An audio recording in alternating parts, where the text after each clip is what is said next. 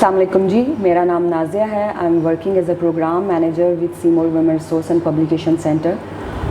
سیمور ادارہ جو ہے وہ خواتین کے حقوق کے حوالے سے 1985 سے کام کر رہا ہے. آج ہماری پوڈ کاسٹ کا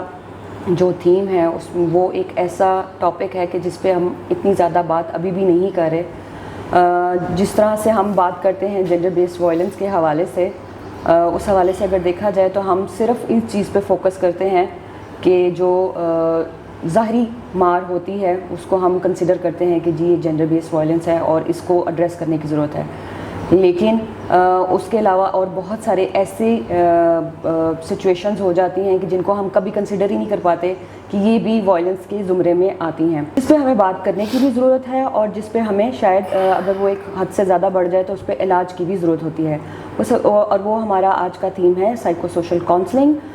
اس حوالے سے جو ہے آج ہمارے ساتھ ہمارے گیسٹ ہیں کاشف فاروقی. سے ریکویسٹ کروں گی کہ وہ دیں. Welcome Kashif on our podcast. Over to you. Please پہلے اپنی تفصیل جو ہے وہ بتائیے گا کہ کاشف فاروقی ہیں کون اور جو ہے ان کا ایکسپیرینس کیا ہے ہمارے سیکٹر میں. پھر دین سائیکو سوشل کاؤنسلنگ کے حوالے سے ہم مزید بات کریں گے. بہت شکریہ نازیہ، تھینک یو سو مچ. سب سے پہلے تو میں آپ کا مشکور ہوں اور سیمور ریسورس سینٹر کا بھی کہ انہوں نے مجھے موقع دیا آج کی اس پوڈ کاسٹ میں شرکت کرنے کا. جیسا کہ آپ نے بتا دیا ہے کہ میں گزشتہ کوئی 20 سال سے سماجی بہبود کے سیکٹر میں کام کر رہا ہوں. مختلف قومی اور بین الاقوامی اداروں کے ساتھ کام کرنے کا موقع ملا. اس کے علاوہ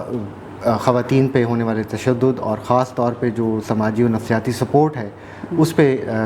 لگ بھگ کوئی 10 سال سے زیادہ عرصے سے میں کام کر رہا ہوں. مختلف اداروں کے ساتھ بحیثیت ٹرینر بھی کام کیا ہے، مختلف پروگرامز کو مینیج بھی کیا ہے اور ان کو ڈیزائن بھی کیا ہے. تو یہ میرا مختصر سا ایک تعارف ہے. کاشف، میرا سب سے پہلا سوال آپ سے یہ ہوگا کہ سائیکو سوشل کاؤنسلنگ سے کیا مراد ہے؟ کیونکہ ابھی تک بھی بہت سارے لوگوں میں اس کی ایکچوئل جسے کہتے ہیں نا کہ اہمیت اور مطلب معلوم نہیں ہے لوگوں کو. جی تھینک یو، بہت شکریہ نازیہ. میں سمجھتا ہوں کہ یہ سوال بہت اہم ہے اور ہماری آج کی جو گفتگو ہے اس میں ایک بنیادی کردار ادا کرے گا اور ایک ایسی فاؤنڈیشن جو ہے وہ بنیاد استوار کرنے میں ہماری مدد کر سکتا ہے. سب سے پہلے تو یہ کہ ہم کچھ بہت ساری ہمارے جو روزمرہ کے استعمال میں خاص طور پہ جو ٹرمینالوجیز ہیں ان کو ہم نے آسان زبان میں اس طرح سے ابھی تک ان کی تشریح نہیں کیا یا اس طرح سے ان کو استعمال نہیں کرتے جو ایک عام آدمی کو جو ہے اس کو وہاں تک اس کو پہنچ سکے. سب سے پہلے تو ایک چیز ہمیں یہ دیکھنے کی ضرورت ہے کہ انسان جو ہے وہ جسمانی خد و خال یا مختلف اعضاء اور دماغ کا مجموعہ نہیں ہے. یہ ایک بایولوجیکل یا ایک یوں سمجھے حیاتیاتی جو ہماری ایک شناخت ہے اس سے ہٹ کے جو ہماری انسان کے ساتھ جڑے ہوئے دیگر پہلو ہیں، جیسے مثال کے طور پہ انسان نے جس سماج میں رہنا ہے اس کی سماجیات، اس کی معاشیات، اس کی سیاست جو ہے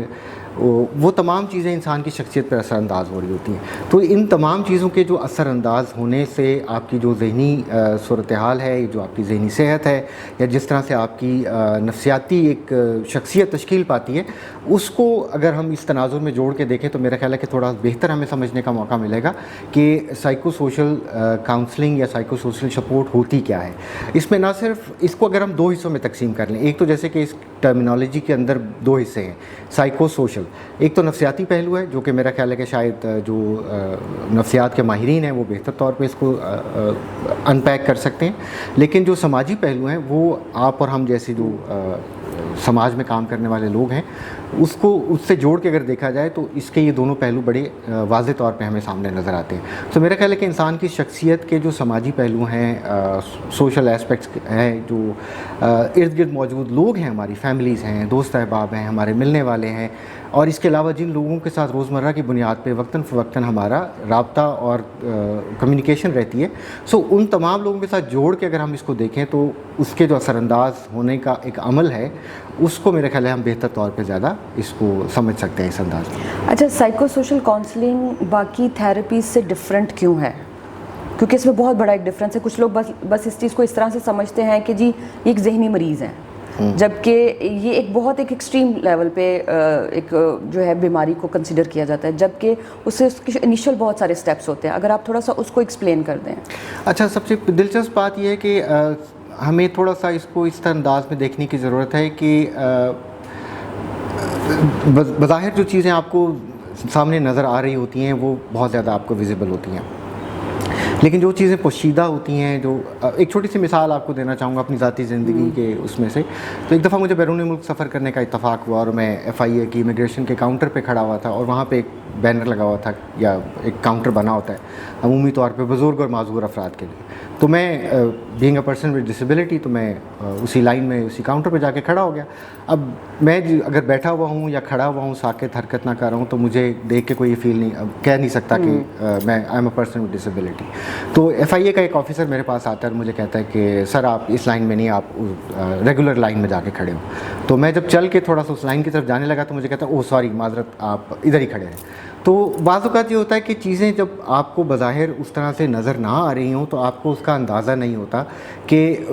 پس پردہ وہ بہت ساری چیزیں اپنا کردار ادا کر رہی ہوتی ہیں. سو ایک چھوٹی سی مثال دینے کا مقصد یہی تھا کہ ہمارے معاشرے میں ہوتا اس طرح سے ہے کہ اگر ظاہری طور پہ جسم پہ کوئی زخم لگ جائے یا جسم پہ کوئی چیز اثر انداز ہو تو وہ چونکہ نظر آ رہی ہوتی ہے، اس لیے ہماری فوری طور پہ توجہ اس کی طرف جاتی ہے اور ہم اس کے علاج کی طرف یا اس کے سدباب کے لیے کوشش کرتے ہیں. لیکن جو ذہنی طور پہ چیزیں متاثر آپ کو کر رہی ہوتی ہیں وہ بظاہر اس طرح سے آپ کو نظر نہیں آ رہی ہوتی ہیں. سو لہٰذا وہ وقت کے ساتھ ساتھ وہ اکٹھی ہونا شروع ہو جاتی ہیں، اور وہ جمع ہوتے ہوتے ایک بہت بڑے پرابلم کی شکل میں جب بعد میں اثر انداز ہوتی ہیں یا بعد میں نظر آنا شروع ہوتی ہیں تو اس وقت تک شاید تھوڑا سا چیزیں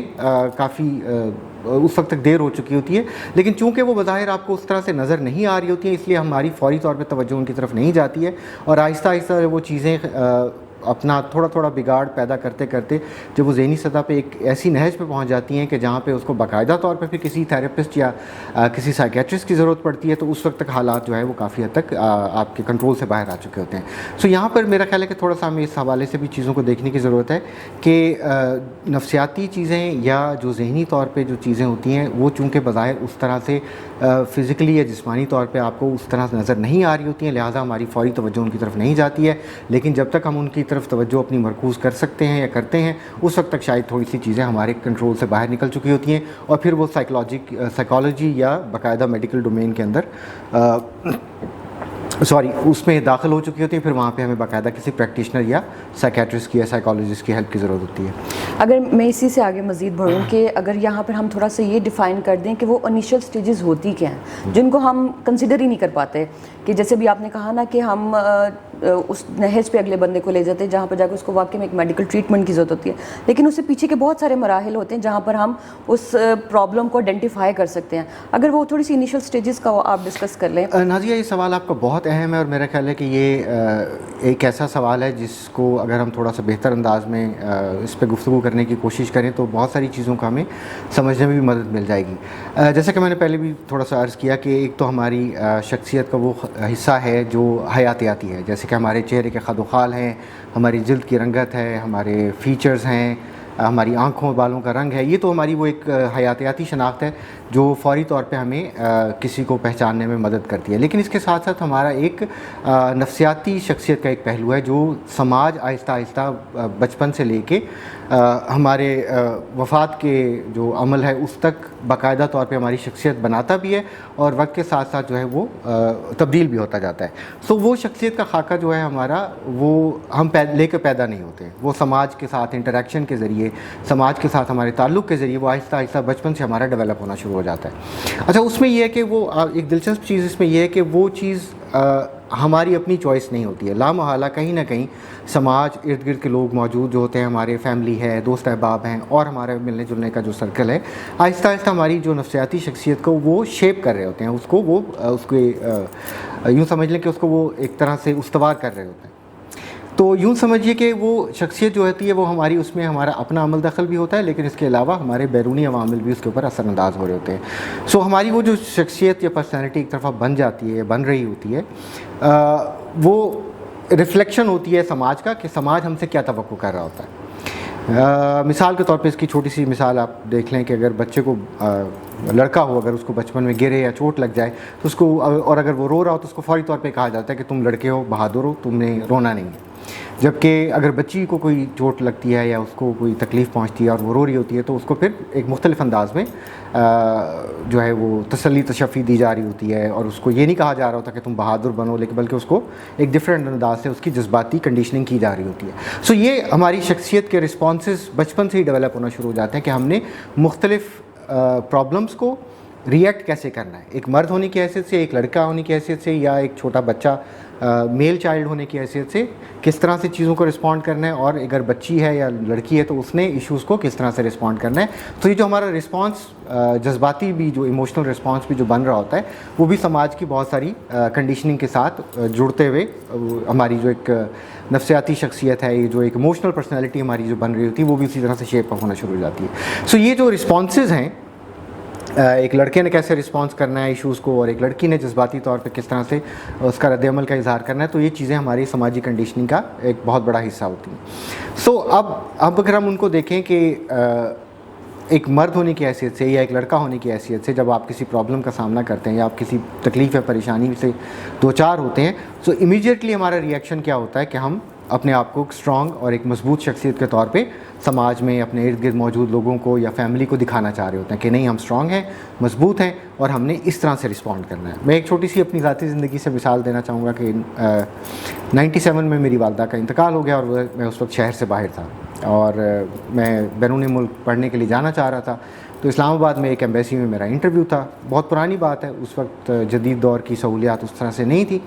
97 خیر اتنی پرانی بات بھی نہیں ہے، لیکن وہ ایک ٹرانزیشن کا پیریڈ تھا جب آپ اینالاگ سے ڈیجیٹل کی طرف موو کر رہے تھے. تو کچھ سہولیات آپ کے پاس ابھی بھی پرانے فونز کی شکل میں، لینڈ لائن کی شکل میں موجود تھی. موبائل فون اس طرح سے ابھی عام نہیں ہوئے تھے ہر شخص کے پاس. تو میں اسلام آباد میں موجود تھا اپنے والد صاحب کے ساتھ، اور ہم لوگ اگلے دن ہماری اپوائنٹمنٹ تھی. تو شام کو میں نے گھر میں خیر خیریت کے لیے ہم نے فون کیا کہ والدہ کی طبیعت ناساز تھی، تو ہم نے سوچا فون کر کے پوچھیں. تو ہم نے جب فون ملایا وہاں پی سی او سے، تو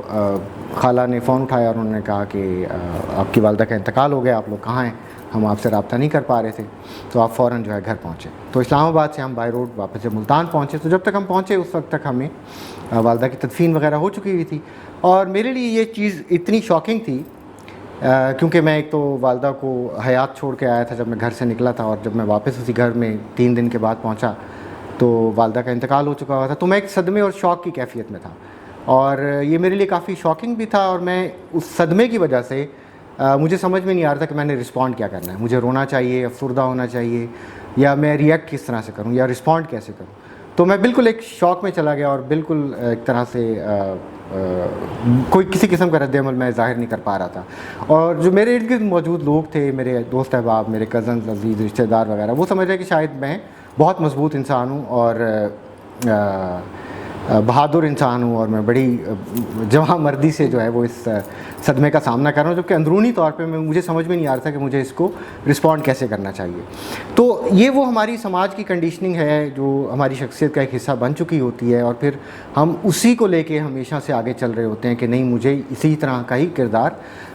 جذباتی طور پہ جو ہے وہ نبھانا ہے، یا اس کو رسپونڈ اسی طرح سے کرنا ہے. سو ایک چھوٹی سی مثال دینے کا مقصد یہ تھا کہ سماج ہم سے یہ توقع کر رہا ہوتا ہے کہ ہم نے ایون کہ بہت ساری مشکل سچویشنز میں رسپونڈ کیا کرنا ہے، ہمارا رد عمل کیا ہونا چاہیے، خواتین نے کس طرح سے رسپونڈ کرنا ہے. اب یہی ایک ہی چھوٹا سا ایونٹ میری زندگی کا، میری بہنیں مختلف انداز میں اس کو رسپونڈ کر رہی تھیں، وہ دکھ کا اظہار بھی کر رہی تھیں، لیکن میں ایک شوق کی کیفیت میں چلا گیا تھا، اور مجھے سمجھ میں نہیں آ رہا تھا کہ مجھے کیا کرنا چاہیے. تو یہ خیر 3-4 ماہ کے بعد جب میں اپنے بہت سارے قریبی دوستوں کے پاس بیٹھا، تو پھر مجھے احساس ہونا شروع ہوا کہ میں ایک عجیب سے صدمے میں چلا گیا تھا، اور مجھے آہستہ آہستہ اس میں نکلنے میں کافی وقت بھی لگا. تو یہ جو سماج کی توقعات ہوتی ہیں ہم سے کہ ہم نے اپنا کردار کس طرح نبھانا ہے، نہ صرف اپنا سماجی کردار کیسے نبھانا ہے، بلکہ ہماری جو جذباتی پرسنالٹی یا شخصیت ایک ڈیولپ ہوئی ہے، اس میں کرائسس کی صورتحال میں یا صدمے کی کیفیت میں ہم نے رسپونڈ کیسے کرنا ہے. سو میرا خیال ہے یہ وہ بہت ساری چیزیں ہیں جو ہمارے چیزوں کے رسپانس کو کنٹرول کر رہی ہوتی ہیں، اور ان کو کنڈیشن بھی اسی طرح سے کیا جاتا ہے جو اچھا، جیسے کاشف ابھی آپ نے بات کی کہ ہماری کنڈیشننگ اس طرح سے ہوتی ہے کہ اگر ایک لڑکا ہے تو اس نے ہر حال میں شو کرنا ہے کہ وہ بہادر ہے، رونا نہیں ہے. مرد کے ساتھ ایک بہت بڑا مسئلہ یہ ہو جاتا ہے کہ اس کو شروع دن سے یہ سکھایا جاتا ہے کچھ بھی ہو جائے تم نے رونا نہیں کیونکہ تم بہادر ہو. اسی طرح عورت اگر روتی ہے تو وہ کہتے ہیں کہ جی تم کمزور ہو، نازک ہو، اس لیے تم رو پڑتی ہو. لیکن اگر دیکھا جائے یہ ایک ایسا عمل ہے کہ جس میں انسان اپنی جو انیشیل تکلیف ہوتی ہے یا درد ہوتی ہے، اگر اس کا وہ کتھارسس کر لیتا ہے یا اس کو آئی تھنک ریلیف مل جاتا ہے، تو وہ بجائے اس کی کہ وہ اپنے اندر رکھ کر ان پر چیزوں کو بلڈ اپ کرتا جائے، آپ کو ایسا نہیں لگتا کہ وہ مزید ان ساری چیزوں کو بڑھاوا دیتا ہے اور اس نہج پہ لے کے جانے کی کوشش کرتا ہے جہاں شاید ایک نارمل انسان کو نہیں جانا چاہیے. جیسے ابھی ریسنٹلی جو ہماری 2 نسلوں کا ایک چل رہا ہے آج کل کہ جی جین زی ہے اور یہ جو ہمارے ملیلینز ہیں، اس کو اگر ہم جس طرح دیکھتے ہیں کہ جی وہ بہت زیادہ پریشر کو اٹھا رہے ہیں اور وہ رسپانسبلٹیز کو لے لیتے ہیں، وہ اس باتوں کو سمجھتے ہیں، جبکہ جو ہماری آنے والی نسل ہے وہ اتنا زیادہ پریشر نہیں لے پا رہی، وہ بہت زیادہ سٹریس میں ہے. اگر آپ تھوڑا سا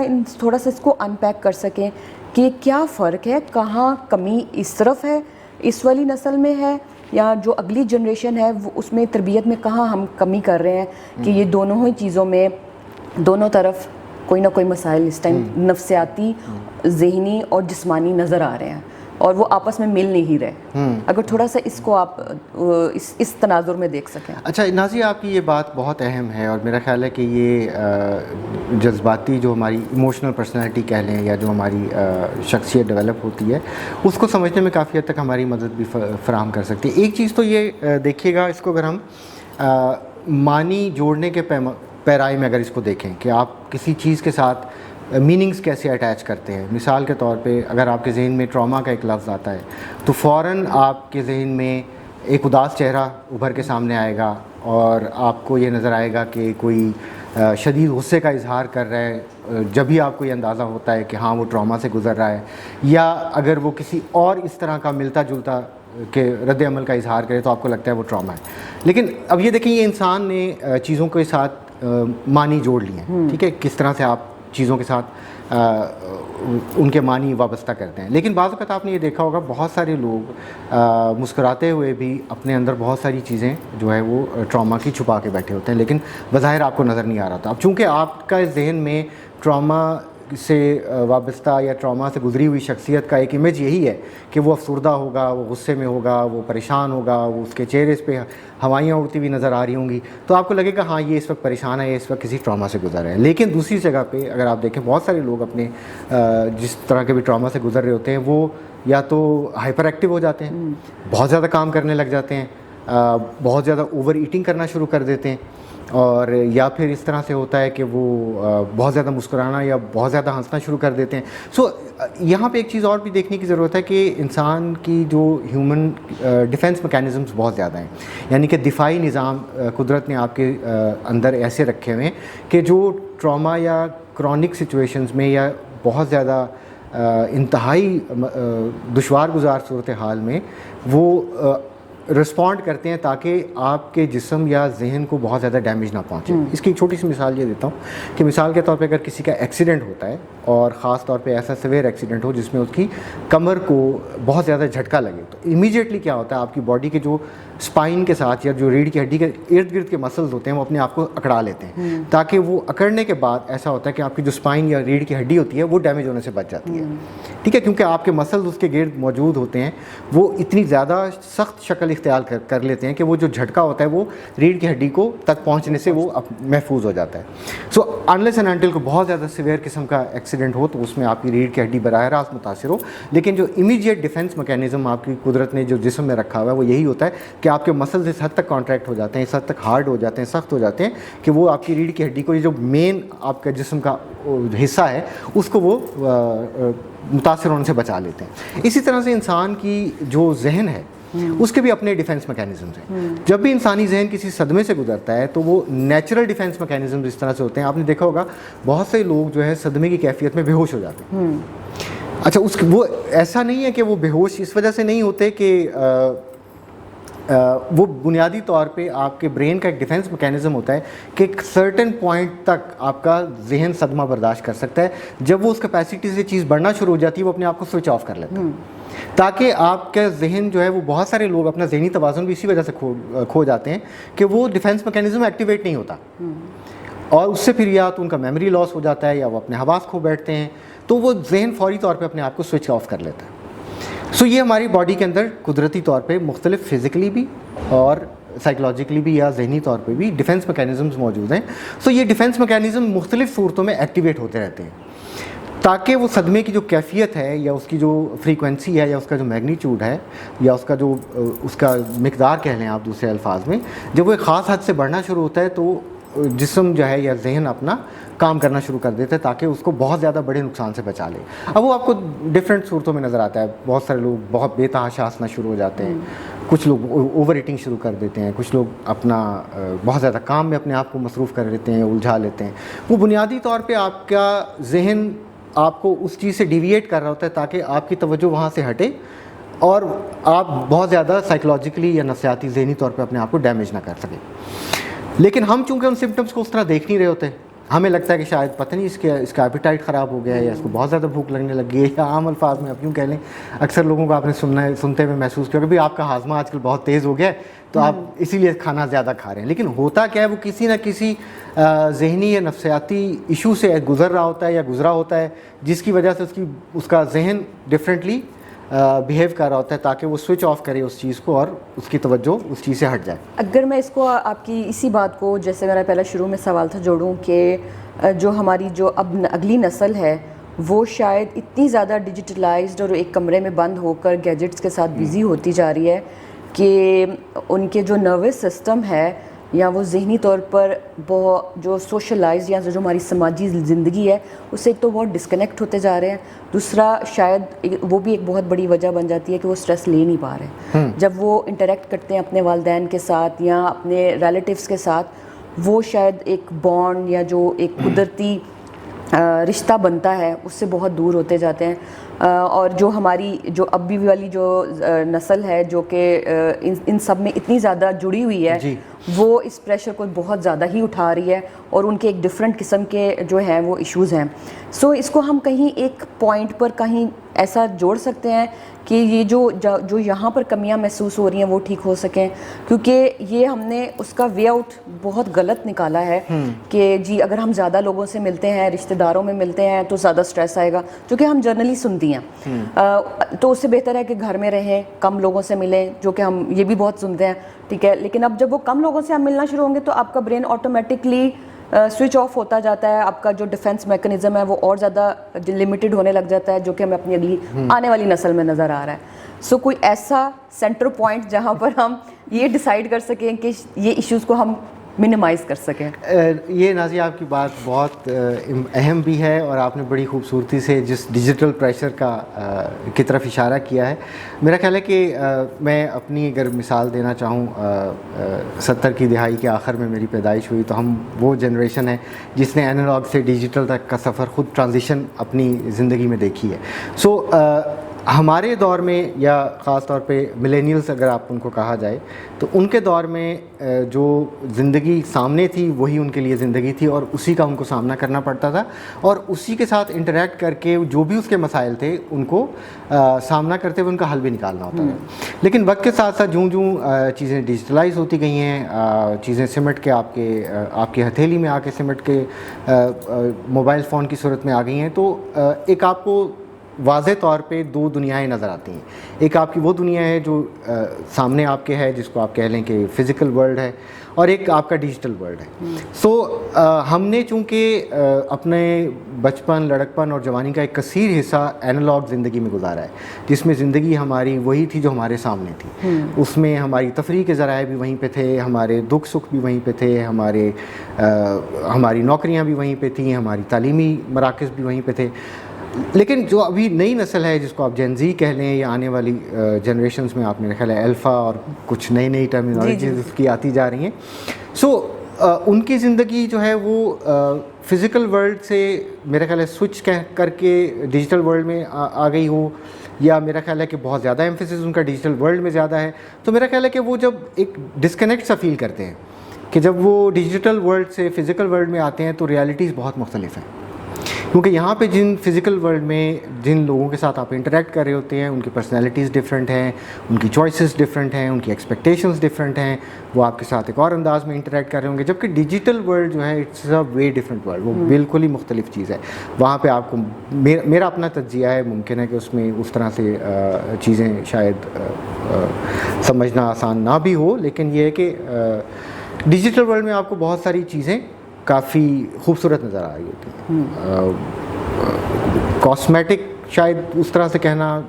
मुनासिब नहीं होगा, लेकिन हकीकी ज़िंदगी से उनका काफ़ी हद तक मुख्तलिफ जो है वो चीज़ें होती हैं. सो वो जब डिजिटल वर्ल्ड से निकल के फ़िज़िकल वर्ल्ड में एक दफ़ा आते हैं और फिर उनको वो लगता है कि यार क्योंकि आजकल मैं एक रिसर्च स्टडी पढ़ रहा था, तो मैं उसमें देख रहा था कि एक आम पाकिस्तानी नौजवान का रोज़ाना की बुनियाद पे जो मोबाइल फ़ोन पे वक्त गुजर रहा है वो 6 से 8 घंटे. तो अगर आप 6 से 8 घंटे एक डिजिटल वर्ल्ड में ज़िंदगी गुजारने के बाद, अब आप ये देख लें कि आपने 24 घंटे में से कोई 7 से 8 घंटे तो आपके नींद में गुजर जाते हैं, बाकी के जो आपके पास कुछ 16-17 घंटे बचते हैं उसमें से आपने 8 घंटे अगर फ़ोन में गुजारे हैं, तो बाकी के 6-7 घंटे भी आपके पास जो बच रहे होंगे उसमें आपने पढ़ना भी है, उसमें आपने खाना भी खाना है, उसमें आपने ज़िंदगी की और बहुत सारी मसरूफियात गुजरनी है. सो आप ये देख लें कि आपका फ़िज़िकल वर्ल्ड के साथ इंटरेक्शन कितना बच जाता है. हार्डली मेरा ख्याल है 1 से 2 घंटे होगा या 3 घंटे चलें कह लें. उसमें भी आप उसको मज़ीद डिवाइड करें तो उसका बहुत सारा हिस्सा जो आपका फैमिली के साथ गुजरता है, जिसमें आपके इमीडिएट फैमिली मेम्बर्स हैं, जैसे पेरेंट्स हैं, सिबलिंग्स हैं, और फिर आपके उसके बाद नेक्स्ट जो सर्कल आपका आता है वो फ्रेंड्स का आता है, और फिर उसके बाद आपने बैरूनी दुनिया में जिन लोगों के साथ आपका वैसे रोज़मर्रा की बुनियाद पे वास्ता पड़ता है तो वो लोग आ जाते हैं. तो इट्स अ डिफरेंट 3 या 4 लेयर्स हैं जो फिज़िकल वर्ल्ड में जिनके साथ आपका फौरी इंटरेक्शन होता है. सो अब आप ये देख लें कि अगर आपका बहुत कसीर वक्त रोज़मर्रा की बुनियाद पे डिजिटल वर्ल्ड में गुजर रहा है, सो आप वहाँ से अपने आप को फौरी तौर पर डिटैच नहीं कर पाते. आपका ब्रेन एक्चुअली फंक्शन आपका फंक्शन नहीं कर रहा होता है. अब आप ये देख लीजिए कि मिसाल के तौर पे हम सिनेमा में जाते हैं, फ़िल्म देखते हैं, ठीक है, 3 से 4 घंटे का वक्त हमारा वहाँ गुजरता है, अगर तवील से तवील फ़िल्म भी हो, नॉर्मली 1.5 से 2 घंटे में. सो आप ये फ़ील करेंगी जब आप देखेंगी, आप सिनेमा से जब निकल के आते हैं तो 10 से 15 मिनट आपको लगता है अपने आप को सिनेमा के माहौल से डिटैच करने में, ठीक है. इवन कि जब आप अपनी गाड़ी में आके बैठते हैं और घर तक का सफ़र शुरू करते हैं तो सिनेमा की मूवी के मुख्तलिफ जो सीन्स हैं वो आपके बैक ऑफ द माइंड चल रहे होते हैं. सो आपको एक वक्त लगता है डिटैच करने में, और इवन के 2-3 दिन तक आपको उस फिल्म की बहुत सारी चीज़ें याद आ जाती हैं. सो रोज़मर्रा की बुनियाद पर अब आप थोड़ा सा इसको डिजिटल वर्ल्ड के साथ जोड़ने की कोशिश करें कि 8 से 6 घंटे आपके वहाँ गुजर रहे हैं. सो आप कितनी जल्दी अपने आप को डिटैच कर पाएंगे? अभी 1.5 से 2 घंटे की फ़िल्म को डिटैच करने में आपको 1 से 2 दिन लग रहे हैं, लेकिन 6 से 8 घंटे रोज़ाना अगर आप डिजिटल वर्ल्ड में गुजार रहे हैं तो फिर आपको कितना वक्त लगता होगा अपने आप को फ़ौरन स्विच करके फ़िज़िकल वर्ल्ड में लाने में, और फिर दोबारा जब आप वहाँ चले जाते हैं तो ये जो कॉन्टीन्यूस स्विचिंग है बैक एंड फोर्थ, तो ये आपको दोनों रियलिटीज़ में उस तरह से वक्त गुजारने में दुश्वारी हो रही है. तो नौजवानों की, मेरा ख्याल है, मुमकिन है कि मेरा तज्जिया उस तरह से सूदमंद साबित ना हो पा रहा हो, लेकिन वो फिर ये प्रेफर करते हैं कि वो एक वर्ल्ड का हिस्सा बने, क्योंकि फ़िज़िकल वर्ल्ड बहुत डिमांडिंग है, एक्सपेक्टेशंस हैं, लोगों की तवक्कुआत हैं, आपके इर्द गिर्द मौजूद लोगों की भी, आपके दोस्त अहबाब की, आपके वालिदैन की, आपकी बहन भाइयों की. तो अब हर किसी की तवक्कुआत पूरा करना शायद आपके लिए उतना आसान नहीं है, मुश्किल है. तो आप डिजिटल वर्ल्ड में रहना ज़्यादा पसंद करते हैं. तो फिर आप ये कहते हैं कि ठीक है, जो चीज़ मुझसे ज़्यादा एक्सपेक्ट कर रही है मैं प्रेफर करूं कि जहाँ पे मेरे से कम एक्सपेक्टेशंस है मैं उसका हिस्सा ज़्यादा. ये मेरा अपना एक तज्जिया है. आपको एक बहुत अच्छा लफ्ज़ आपने इस्तेमाल किया, एक्सपेक्टेशन. बेसिकली अगर देखा जाए जो हमारी तवक्कुआत हैं एक दूसरे से वो हमने ख़ुद बनाई हैं. एक्चुअली जो इस टाइम सबसे बड़ा मसला है, जैसे हम बॉयज़ से एक्सपेक्ट करते हैं, ठीक है, फिर हम लड़कियों से एक्सपेक्टेशंस रखते हैं कि आपने ये किरदार निभाने हैं, या लड़का है तो उसने ये रोल्स को जो है वो निभाना है. उसमें देखने में ये क्या आता है कि अगर एक मर्द है जिसको हमने शुरू में कह दिया जी तुम बहादुर हो, तुमने रोना नहीं है, ठीक है, कुछ भी हो जाए तुमने जो है ना बिल्कुल चट्टान की तरह खड़े रहना, ठीक है. अगर देखा जाए तो वो भी एक इंसान है, आपने उसको वो आउटलेट ही नहीं दिया कि वो जहाँ वो अपने एक्सप्रेशंस या अपनी फीलिंग्स का इजहार कर सके. दूसरी तरफ आपने औरत को इतनी ज़्यादा एक्सपेक्टेशंस की लेयर्स के अंदर फिट कर दिया हुआ है कि जब वो आई थिंक जैसे ही बच्ची जवान होती है, शादी होती है, आप कहते हो जी चेंज हो गए, 90 डिग्रीज़ पे आपकी सारी लाइफ चेंज हो गई है. अब आपके इर्द गिर्द वो वाले रिश्ते हैं जो आपसे डिमांडिंग हैं, आपसे एक्सपेक्ट कर रहे हैं. वहाँ पर अगेन जैसे आपने कहा कि आपकी जो है ना आपकी ब्रेन फंक्शन इस तरह से करेगा, अच्छा मुझे ये रोल प्ले करना है, मुझे ये रोल प्ले करना है, मुझे ये रोल प्ले करना है. कहीं ना कहीं औरत उस चीज़ को एक्सेप्ट करती जाती है. मैं उसको ज़रा भी थोड़ा सा जेंडर बेस की तरफ लेकर जाना चाहूँगी, लेकिन और वो कंट्रोल कि तुमने बर्दाश्त करना है, तुमने बर्दाश्त करना है. एक तरफ कह दिया गया कि तुमने एक्सप्रेस नहीं करना, दूसरी तरफ आपने कह दिया कि जी आपने बर्दाश्त करना है. फिर एक टाइम आता है, पॉइंट आता है जो भी आपने भी कहा कि آفٹر 40-45 کے بعد یہ دیکھنے میں آتا ہے کہ جو ہم سوسائٹی سے سنتے بھی ہیں کہ مرد نے عورت کو مارا کیوں ہے. اچھا جی کس بات پہ مارا؟ یہ زبان بہت چلاتی ہے. یہ بڑا ایک کامن سا اسٹیٹمنٹ ہوتی ہے جب ہم سنتے ہیں. وہ زبان چلی کب ہے؟ وہ ریئیکشن آیا کب ہے؟ اس ریئیکشن کے پیچھے کتنے سال لگے ہیں؟ سو میں نے اس چیز کو ہم لوگوں نے اپنے فیلڈ میں رہ کے بہت ایکسپیرینس کیا ہے کہ مرد کو جہاں کہا جاتا ہے تم نے کنٹرول کرنا ہے، عورت پہ پریشر اس چیز کا کنٹرول کا ڈفرینٹ ہو جاتا ہے. لیکن ایک پوائنٹ پر آ کر وہ جیسے بھی آپ نے کہا نا کہ نروس سسٹم بھی آپ کا رسپونڈ کرنا بند ہو جائے تو آپ یا تو فینٹ ہو جاتے ہیں یا پھر آپ بہت زیادہ ہنسنا شروع کر جاتے ہیں یا بہت زیادہ غصہ کرنا شروع کر جاتے ہیں. تو عورت کی بھی ایک وہ اسٹیج آتی ہے جہاں پر آ کے شاید وہ سب کچھ بتانا چاہتی ہے، لیکن آپ کو ایسا نہیں لگتا کہ اگر کچھ اس سے پیچھے آیا جائے اور ان ساری چیزوں کو ہم انیشلی ٹھیک کرنا چاہیں تو ہمیں کن سٹیجز پہ ان کو ٹھیک کرنے کی ضرورت ہے؟ یہ نازیہ آپ نے بہت اچھی بات کی ہے. میرا خیال ہے کہ یہ ہماری آج کی گفتگو کا ایک سینٹرل پوائنٹ بھی اگر ہم اس کو کہیں تو بیجا نہیں ہوگا. جیسے کہ آپ نے ایکسپیکٹیشنز کی بات کی ہے، سماج کی توقعات جینڈر کی بنیاد پر ہیں کہ مرد سے کیا توقع کی جا رہی ہے، عورتوں سے کیا توقع کی جا رہی ہے، اور پھر نوجوان ہمارے جو آج کل جس لائف کا حصہ ہیں ان سے کیا توقعات ہیں. سو یہ اگر آپ دیکھیں کہ اس کے ان سین پریشرز ہیں جو مرد پر بھی ہیں. مرد پہ اکنامک پریشر بھی ہے، گھر کما کے لانے کا پریشر بھی ہے، چیزوں کو مینیج کرنے کا پریشر بھی ہے. یہ سماج کی طرف سے جو بھی ڈیفائنڈ رولز ہیں ان رولز کی میں بات کر رہا ہوں کہ مرد سے کیا توقع کر رہا ہے سماج یا گھر اس کا، اور اسی طرح سے خواتین سے کیا توقع کی جا رہی ہے. اب خواتین کے ساتھ بدقسمتی سے دوہری ذمہ داریاں بھی ہیں. بڑھتے ہوئے اکنامک پریشر کی وجہ سے مرد اکیلا وہ بوجھ سہار نہیں پا رہا ہے، اور خواتین کو بھی کنٹریبیوٹ کرنا پڑ رہا ہے، اور خواتین کو بھی اپنی معاشی ترقی میں اپنا کردار ادا کرنا ہے، اور کرنا بہت پہلے سے چاہیے تھا، لیکن بدقسمتی سے سماجی جو ہمارے رولز ہیں وہ خواتین کو الاؤ نہیں کر رہے تھے. لیکن ایک خوشائند بات یہ ہے کہ خواتین اپنا کردار جو ہے وہ آہستہ آہستہ معاشی ترقی میں ادا کر رہی ہیں، اور یہ بڑی پازیٹیو چیز بھی ہے. لیکن اب آپ دوسری طرف یہ دیکھیں کہ خواتین اپنا معاشی کردار ادا تو کر رہی ہیں، لیکن جو ان کے اوپر ایک سماجی جو ٹریڈیشنل ذمہ داری تھی گھر گھرستی کی اور چیزوں سے، وہ ان سے کسی نے شیئر نہیں کیے. سو خواتین ڈبل رسپانسبلٹی میں اس وقت اپنا بوجھ اٹھایا ہوا ہے انہوں نے. ایک طرف تو ان کے اوپر معاشی اس کا پریشر بھی ہے، دوسری طرف ان کی جو ذمہ داری ٹریڈیشنل جو کہ میں سمجھتا ہوں کہ وہ سماج کی طرف سے جو بھی بتائی گئی ہے کہ خواتین نے یہی کردار ادا کرنا ہے، وہ ذمہ داری کوئی نہیں شیئر کر رہا ان کے ساتھ. وہ ابھی بھی ایکسپیکٹ یہی کیا جاتا ہے کہ وہ بھی خواتین ہی ادا کریں گے. ہونا تو آئیڈیلی یہی چاہیے تھا کہ وہ ذمہ داری ان کی گھر کے دوسرے مرد حضرات جو ہیں وہ ان کا ہاتھ بٹائیں، لیکن انفارچونیٹلی ایسا نہیں ہے. سو وہ دوہری ذمہ داری کا ایک پریشر ہے. اس کے علاوہ نوجوان ہمارے آج کل جس طرح سے سامنا کر رہے ہیں مختلف چیزوں کا، انسرٹنٹی بہت زیادہ ہے، چیزیں سمجھ میں نہیں آ رہی کہ کس کروٹ جو ہے یا کس نہج پہ جا کے اختتام پذیر ہوں گی. جاب کا پریشر ہے، والدین کی طرف سے یہ توقع کی جاتی ہے کہ اب آپ نے تعلیم مکمل کر لی ہے تو آپ شادی کریں اور اپنا باقاعدہ طور پہ کسی جاب کو اختیار کر کے اپنا زندگی کا سفر کا آغاز کریں. تو وہ سارے پریشرز ہیں. اب مردوں پہ بھی پریشر ہے، عورتوں پہ بھی ایک دوہری نوعیت کا اور مختلف نوعیت کا پریشر ہے. اچھا وہ دوہری نوعیت کا تو خیر میں نے ایک لفظ استعمال کیا، لیکن اس سے زیادہ کئی گنا پریشر ہے. جذباتی پریشر ہے، سائیکولوجیکل پریشر ہے، اور بہت ساری چیزیں ہیں. نوجوانوں کے اوپر اپنی نوعیت کا ایک پریشر ہے. تو یہ تمام چیزیں آہستہ آہستہ اکٹھی ہوتی آپ کی ذہنی جو ایک کہہ لیں جو اسکرین ہے اس پہ اس حد تک وہ اثر انداز ہونا شروع ہو جاتی ہیں کہ وہ الٹیمیٹلی پھر کسی نہ کسی بڑی پرابلم کا وہ آپ کو ایک رد عمل کے طور پہ چیزیں سامنے نظر آتی ہیں. بہت سارے لوگ باقاعدہ طور پہ کسی پروفیشنل کی پھر ان کو ہیلپ لینے کی ضرورت محسوس ہوتی ہے، اور پھر آہستہ آہستہ یہ ہوتا ہے کہ ان کو میڈیکیشن کی طرف لے جایا جاتا ہے. اچھا اب ہوتا یہ ہے کہ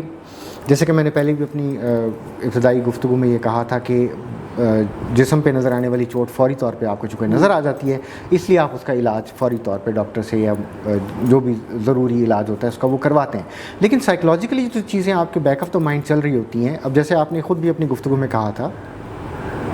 کہ لوگ اپنی روزمرہ کی زندگی میں آپ کو ایک مختلف انداز سے ایکٹ کرتے ہوئے نظر آتے ہیں، لیکن آپ سمجھتے ہیں کہ شاید ہو سکتا ہے کہ یہ آج اس کا ایپیٹائٹ اچھا ہوا ہے, اس لیے زیادہ کھانا کھا رہا ہے, یا ہو سکتا ہے آج اس کا بہت زیادہ گفتگو کرنے کا دل کر رہا ہے اس لیے وہ ہو سکتا ہے بول رہا ہو, یا بہت زیادہ ہنسی مسکرا اس لیے رہا ہے کہ شاید آج اس کا موڈ اچھا ہوگا. لیکن بیک آف دا مائنڈ ممکن ہے کہ وہ اس کا برین اپنا جو ڈیفینس میکینزم ہے وہ ایکٹیویٹ کر چکا ہو. اگر آپ کو یہ محسوس ہو رہا ہے کہ کل جو صاحب آپ سے ملاقات جن کی ہوئی تھی آج وہ تھوڑا سا مختلف انداز میں ایکٹ کر رہے ہیں یا بیہیو کر رہے ہیں, تو ضروری نہیں ہے کہ وہ ویسا ہی ہو جیسا کہ آپ کو نظر آ رہا ہے. اچھا, اس کے ساتھ ایک امپورٹنٹ چیز یہ ہوتی ہے کہ ہم نے چونکہ میننگ ایک معنی چیزوں کے ساتھ اٹیچ آلریڈی کر لیا ہوتا ہے اپنی پرسیپشن اور اپنی ایک کنڈیشننگ اور اس کے مطابق, تو لہٰذا ہمیں لگ رہا ہوتا ہے کہ اچھا ہاں یہ اسی وجہ سے ایسا ہی ہے. اگر کوئی شخص بہت زیادہ مسکرا رہا ہے یا بہت زیادہ ہنس رہا ہے تو ہمیں کہا یہ خوش ہے اس وجہ سے ایسا کر رہا ہوگا. ہاں, لیکن ہو سکتا ہے وہ اس کا ڈیفینس میکینزم ہو جو شاید کسی ٹراما کے رد عمل کے طور پہ آپ کو وہاں پہ نظر آ رہا ہو. تو میرا خیال ہے کہ بہت ساری چیزیں ہمیں جب ہم روزمرہ کی بنیاد پہ انٹریکٹ کر رہے ہوتے ہیں. اچھا, ایک چیز اور بھی دلچسپ یہ ہے کہ جب ہم سے کوئی مشاورت کر رہا ہوتا ہے یا ہم سے کوئی سائیکو سوشل سپورٹ کی جب ہم بات کرتے ہیں تو ہمارے ذہن میں فوراً یہ آتا ہے کہ ہم نے اس کو کوئی سلوشن دینا ہے. سو بنیادی طور پہ مقصد سلوشن دینا نہیں ہوتا, بہت ساری چیزیں صرف سن لینے سے ہی جو ہے وہ سیٹل ڈاؤن ہو جاتی ہیں اور آپ کو سلوشن کی ضرورت بھی نہیں پڑتی بعض اوقات اس میں, اور ہو سکتا ہے وہ سلوشن چاہتا بھی نہ ہو. میں اپنی ذاتی زندگی میں سے بہت ساری مواقعوں پہ ایسے لوگوں سے دوستوں سے ملا ہوں جو صرف اپنی بات کہنا چاہ رہے ہوتے تھے کیونکہ ان کے پاس سننے والا کوئی نہیں ہوتا تھا. سو صرف سن لینا میرا خیال ہے یہ چیزوں کو کافی حد تک ابتدائی طور پہ آپ جس کو کہتے ہیں سائیکو سوشل سپورٹ, تو میرا خیال ہے کہ جو سن لینا وہ ایک بہت اہم چیز ہے. اب ایک چھوٹی سی مثال میرے ذہن میں آئی ہے آپ کسی گفتگو سے ہی. ہم بازار جاتے ہیں, سو آپ نے کبھی محسوس نہیں کیا ہوگا کہ ارد گرد بہت سارا شور اور آوازیں ہمارے کانوں سے ٹکرا رہی ہوتی ہیں لیکن ہم ان کو اس طرح توجہ سے سن نہیں رہے ہوتے. کبھی ہارن کی آواز آ رہی ہوگی, کبھی کسی اور چیز کی آواز آ رہی ہوتی ہے, لیکن اگر اچانک ہی گلی میں کوئی پھیری والا ہو اور اس کی ایک یونیک سی صدا ہو تو ایک دم سے آپ کی توجہ اس کی طرف چلی جاتی ہے. سو یہاں پہ میں تھوڑا سا یہ ہیئرنگ اور لسننگ کا فرق بیان کرنے کی کوشش کروں گا کہ لاشعوری طور پہ بہت ساری آوازیں آپ کے کانوں سے ٹکرا رہی ہوتی ہیں لیکن آپ کی توجہ ان کی طرف نہیں ہوتی. تو یہ چیز آپ کو اس کو آپ ہیئرنگ کہیں گے کہ آپ کی آوازیں آپ سن رہے ہیں بٹ آپ کی توجہ ان کی طرف نہیں. لیکن جو ہی آپ کی توجہ کسی ایک مخصوص آواز کی طرف مرکوز ہو جاتی ہے وہ آپ کا لسننگ کا ایکٹ ہوتا ہے کہ آپ پھر توجہ تمام تر آپ کی اسی ایک مخصوص آواز کی طرف ہی ہوتی ہے. سو لسننگ میرا خیال ہے کہ اس تمام عمل میں بہت ضروری چیز ہے اور یہی وہ چیز ہے جس کو آپ سائیکو سوشل سپورٹ یا سائیکو سوشل کاؤنسلنگ اگر بہت زیادہ ٹیکنیکل ٹرم میں نہ کہنا چاہیں تو یہ جو لسننگ کا عمل ہے یہ بہت ضروری ہے, سننے کا عمل. اور بہت ساری جو آپ کی پرابلمس ہیں, پرابلمس کہہ لیں یا آپ کے جو ابتدائی پریشانیاں ہیں وہ اسی وجہ سے آپ کی حل ہو جاتی ہیں کہ آپ انیشلی کوئی سن لینا ہے توجہ سے. اگر کوئی سن لے نہیں, میں اس کو تھوڑا سا اس سینس میں جوڑنا چاہوں گی جیسے ہمارے پہلے فیملی میں ہوتا تھا کہ ہم اپنے کسی ایک دوست خاص سے, کوئی احباب یا کوئی ایک رشتہ دار سے پہلے اپنی دل کے بوجھ ہلکا کر لیتے تھے. وہاں پر ایک تھوڑا سا ایلیمنٹ جو آتا ہے وہ ہوتا ہے کہ رازداری رکھنا بات کی. اب یہ بھی چیز بہت کم ہوتی جا رہی ہے جو کہ ایک اس مسئلے کو تھوڑا اور بھی بڑھا رہی ہے کہ ہم بہت زیادہ اس نہج پہ آ جاتے ہیں یا اس سٹیج پہ پہنچ جاتے ہیں کہ جہاں پہ ہمیں واقعی میں میڈیکل ہیلپ کی ضرورت ہوتی ہے. تو آپ کے خیال سے اس سٹیج پہ پہنچنے سے پہلے اگر ہم اس چیز پہ ایمفسائز کریں کہ اگر کوئی میرا دوست ہے یا میں کسی ایسے اپنے رشتہ دار بہن بھائی سے بات کروں تو ایک تو وہی والی آپ کی پہلی بات کہ ججمنٹل نہیں ہونا چاہیے, صرف سن لینا ہی بہت ہوتا ہے. وہاں پہ سلوشن نہیں دینا ہوتا, سننا, تاکہ سب کو یہ پتہ ہو کہ اگر کوئی میرے پاس آیا وہ صرف مجھے بتانے کے لیے آیا, میرے سے حل لینے نہیں آیا, تو مجھے اس کی بات کو رازداری میں رکھنا ہے, جو کہ ہم رکھتے نہیں ہیں. یہ بھی ایک بہت بڑا مسئلہ ہوتا ہے کہ لوگ اپنی بات اب کسی سے کر ہی نہیں پاتے اور وہ ایک شاید بہت زیادہ کمی ہے اعتماد کی. وہ چیزوں کو ہم کیسے ریزالو کر سکتے ہیں کہ اگر میں اس کو پیشنٹ تو نہیں کہوں گی, اگر ایک مشکل کا شکار انسان آپ کے پاس آ رہا ہے اور آپ اس کے قریبی دوست ہیں, احباب ہیں, تو آپ کو کیسا رول پلے کرنا چاہیے اس ٹائم پہ؟ اچھا, اس میں ایک چیز جو میرے خیال ہے کہ آپ نے بڑی اہم نشاندہی کی ہے اس کی, وہ یہ ہے کہ رازداری. جو انسان مشکل سے گزر رہا ہوتا ہے یا ایک تکلیف سے گزر رہا ہوتا ہے وہ اس وجہ سے اپنا پرابلم شیئر نہیں کرتا کہ وہ شیئر نہیں کرنا چاہ رہا ہوتا. جو خوف، جو چیز اس کو ایک طرح سے روکے رکھتی ہے، وہ اس بات کا ڈر ہے کہ لوگ کیا کہیں گے اور کیا میری بات محفوظ ہے جس سے میں کرنے جا رہا ہوں، وہ کہیں اگر میں کسی سے شیئر نہیں کرنا چاہ رہا تو کیا وہ وہیں تک رہے گی، یا ایسا تو نہیں ہوگا کہ وہ بات جو ہے وہ آگے پھیل جائے گی. تو رازداری جس کی طرف آپ نے نشاندہی کی ہے، لوگ اس لیے بھی شیئر نہیں کر سکتے ہیں چیزوں کو، اپنی دکھ کو یا پرابلمس کو، کیونکہ ان کو اس بات کی یقین دہانی نہیں ہوتی ہے کہ ان کی بات کس حد تک رازداری سے اپنے حد تک رکھی جائے گی.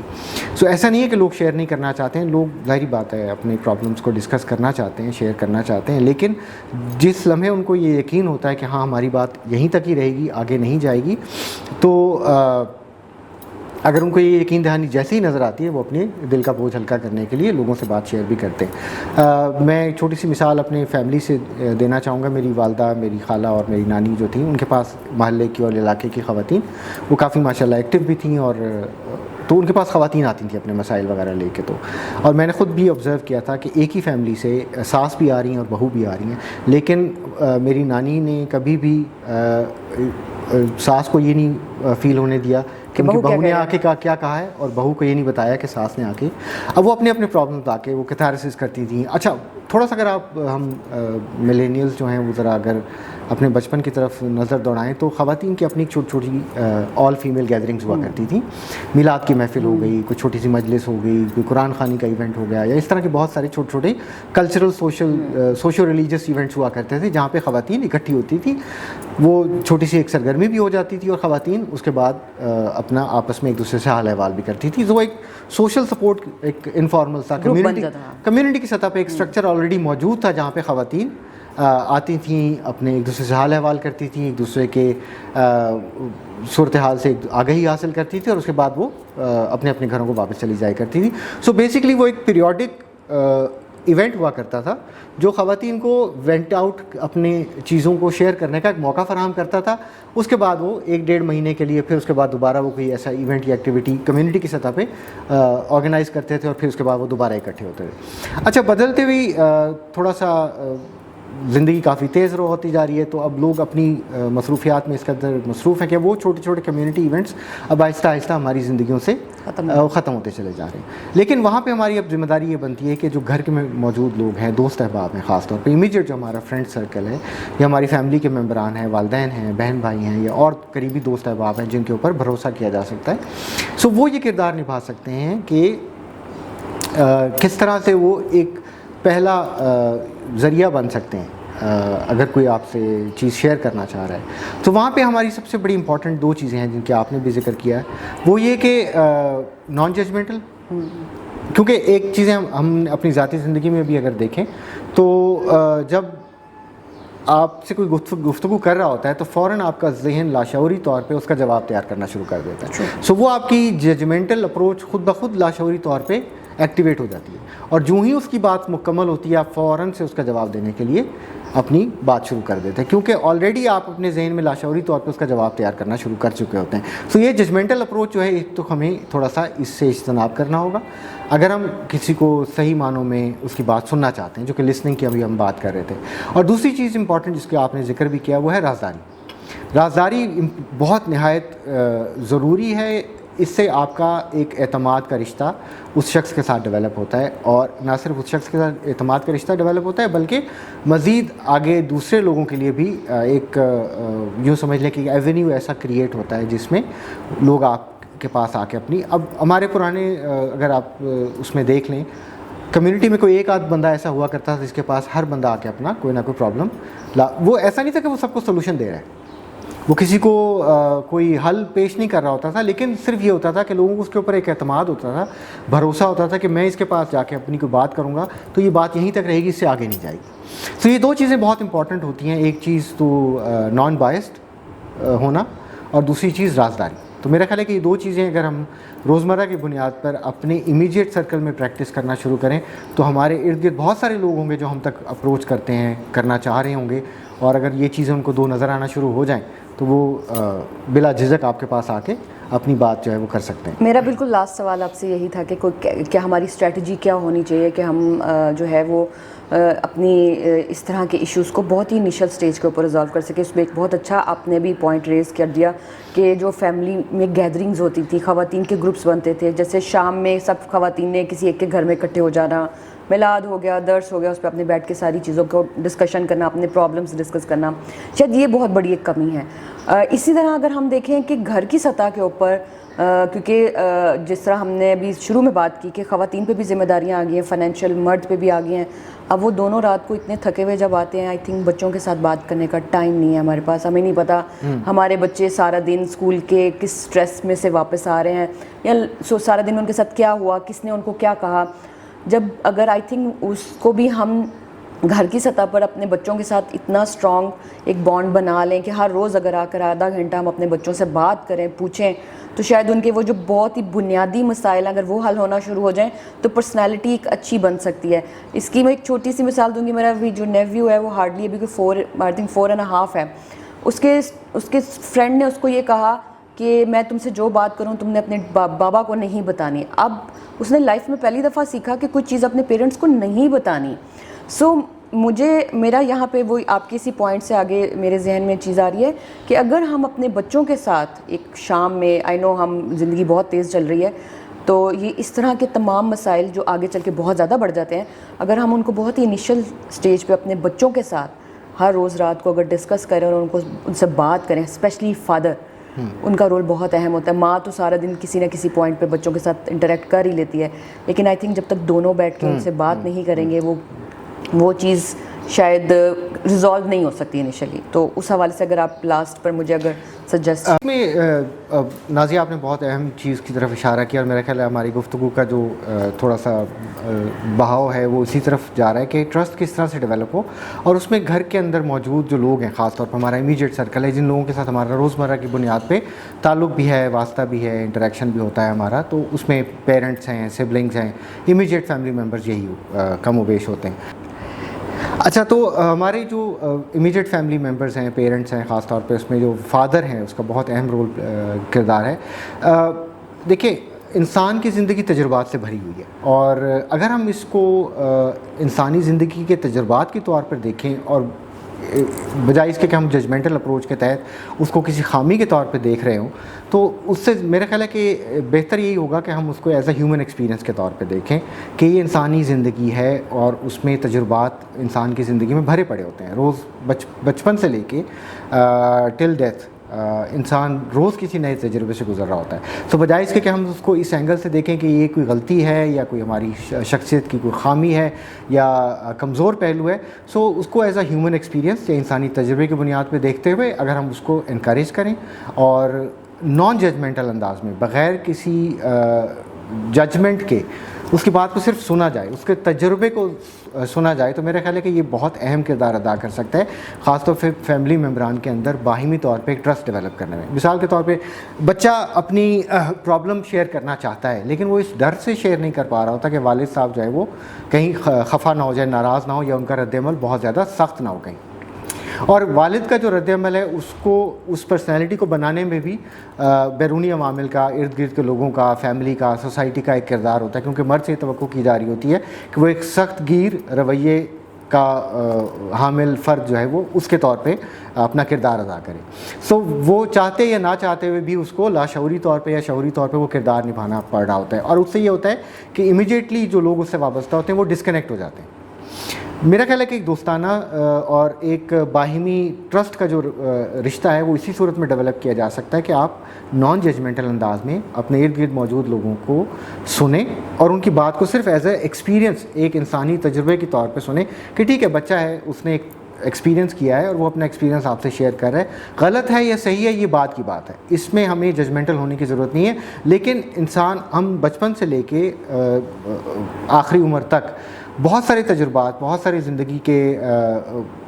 عوامل سے گزرتے ہیں, اور کبھی صحیح فیصلے لے رہے ہوتے ہیں, کبھی غلط فیصلے بھی ہم سے ہو جاتے ہیں, لیکن ہم ان کو جج نہیں کریں, اور میرا خیال ہے کہ یہی رشتہ تعلق ایک میاں اور بیوی کے درمیان میں بھی ہو, والد اور بچوں کے درمیان میں بھی ہو, اور آپس میں امیجیٹ فیملی ممبرس کا اگر اس طرح سے ڈیولپ ہو جائے تو میرے خیال ہے بہت ساری جو مسائل ہیں ان کا حل ابتدائی طور پہ ہی, حل تو نہیں کہہ سکتے ہوں گے لیکن کم سے کم ایک دوسرے کو سنے جانے کی جو ایک روایت ہے, ایک ریت ہے, اس کو ہم دوبارہ سے زندہ کرنے کی کوشش کر سکتے ہیں. اور میرا خیال ہے کہ یہ بہت امپورٹنٹ چیز ہے جو فیملی ممبران کے درمیان ایک ٹرسٹ کا ریلیشن شپ ڈیولپ کر سکتی ہے. اور اگر یہ ابتدائی طور پہ چیزیں وہیں پر مؤثر انداز میں اگر ان کو سن لیا جائے تو شاید آگے جا کے وہ کسی کرونک یا بہت زیادہ بڑی ذہنی پرابلم کا جو شکل اختیار کرنے سے بچ جائے. اور میرا خیال ہے کہ پھر ہمیں شاید کم سے کم کسی باقاعدہ پروفیشنل ڈاکٹر کی یا سائیکالوجسٹ کی یا سائیکیٹرسٹ کی ہمیں ضرورت پیش آئے گی. اچھا, اس میں ایک اہم چیز یہ ہے کہ چونکہ مرد کی جو شخصیت ہے اس کو بنانے میں ارد گرد کے ماحول کا, سوسائٹی کا, فرینڈس کا, فیملی ممبرس کا بہت حد تک وہ کردار ہوتا ہے. سو لہٰذا مرد کو اس طرح سے ٹرین یا اس کی تربیت یا لڑکے کی یا بچے کی تربیت, میل چائلڈ کی, اس طرح سے نہیں کی جاتی کہ وہ اپنے ارد گرد موجود لوگوں کو سمجھے. ٹھیک ہے, وہ ایک کردار اس کو بچپن سے ہی کنڈیشننگ اس کی جا رہی ہوتی ہے کہ آپ نے بڑے ہو کے یہی کردار نبھانا ہے. سو وہ ایک انڈرسٹینڈنگ جو ہے کہ میرے ارد گرد جو موجود لوگ ہیں, خاص طور پہ جو فیمیل ہیں, میری بہنیں ہیں, یا فیوچر میں جب وہ ایک شادی کے ریلیشن شپ میں بنتے ہیں تو وائف ہے, اس کو سمجھنا, کس طرح سے اس کو سمجھنا ضروری ہے, اور اس کو سمجھتے ہوئے کس طرح سے اس کے لیے ایک سپورٹیو کردار ادا کرنا, میرا خیال ہے کہ یہ بہت ضروری ہے. اگر ہم ابھی سے اپنے آنے والی نسل کو اس طرح سے ٹرین کریں کہ آپ نے ٹریڈیشنل اس رول میں نہیں اپنے بچے کی تربیت کرنی کہ وہ بڑا ہو کے صرف ایک ٹریڈیشنل رول ہی نبھائے, بلکہ ایک understanding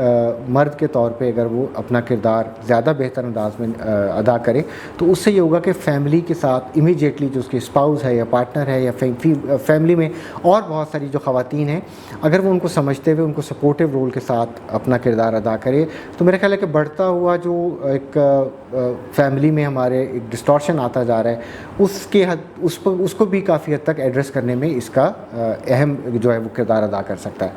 thank you so much Kashif for today's podcast. بہت اہم پوائنٹ سے جن کو ہم نے ریز کیا کہ کہاں پر ہم سماجی جو ہمارے پہ اس ٹائم بوجھ آ جاتا ہے اور جو بعد میں شاید کنورٹ ہوتا ہے ہمارے ایموشنل ڈسٹریس میں چلا جاتا ہے, یا ہم اس میں اوور برڈنڈ ہو جاتے ہیں, ان تھوڑی باریکیوں کو آج آپ نے ایڈریس کیا. Thank you once again for joining us on this podcast.